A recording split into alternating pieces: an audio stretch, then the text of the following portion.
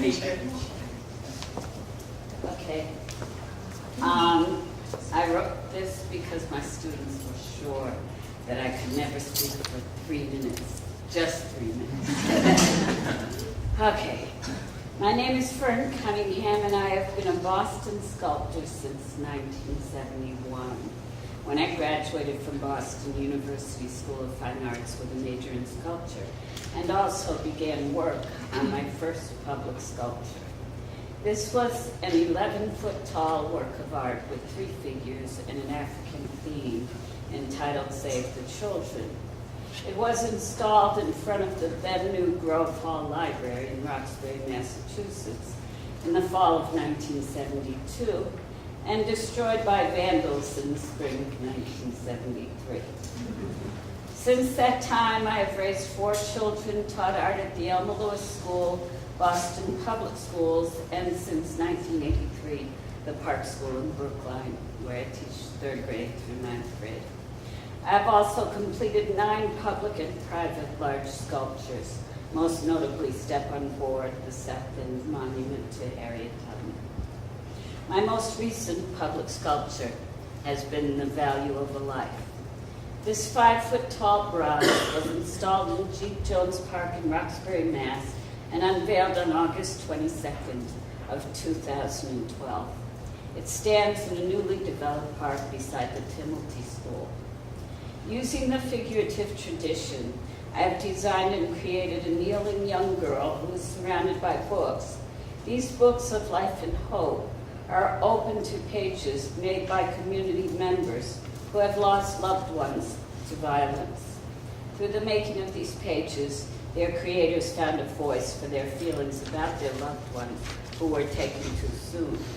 A young boy stands behind her, launching a phoenix into the winds.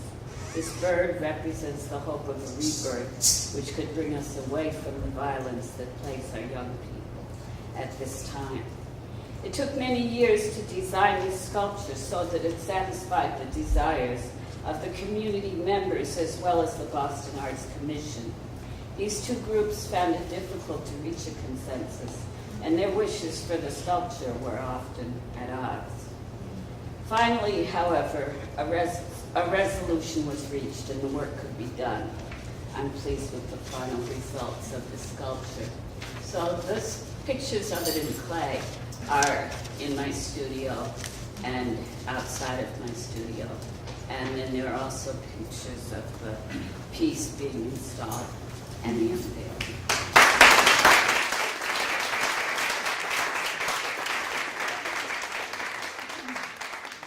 Tell your students you did it. Okay. Keith Moscow is our next speaker this evening. Okay, I'm not an artist, I'm an architect, and we concentrate on built projects. Next, we're going to go through a lot of slides. What we do though is we spend time thinking about something we call urban interventions, which is small-scale insertion in the urban fabric. Here we work with Zipcar for a vertical stack parking mechanism. We worked to build an urban hookah for smokers. They became the prize of society. We thought, how could you hang clothing outside a building and have it be attractive? So we came up with this hang urban rack.